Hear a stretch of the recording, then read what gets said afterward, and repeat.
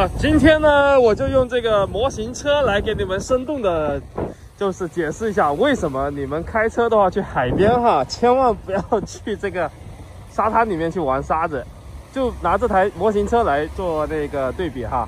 现在呢，我们现在先给它开起来，现在是最快的一个档，然后我现在给它倒车倒下去。很多人可能会去跑那个沙子，是不是？往那个沙子里面跑。那现在呢，你要是往沙子里面跑呢？你的轮子哈，不管你是 AT、MT 啊，你都会那个刨沙子。你一刨沙子呢，你就往里面陷。现在我先倒下去，你看，然后再加上这个水哈，水在冲击下面哈，它这个沙子呢，你加上你的轮子，它就开始那个什么越陷越深。你看着啊，我就开下去一点，反正这台车坏了再修。好，你看。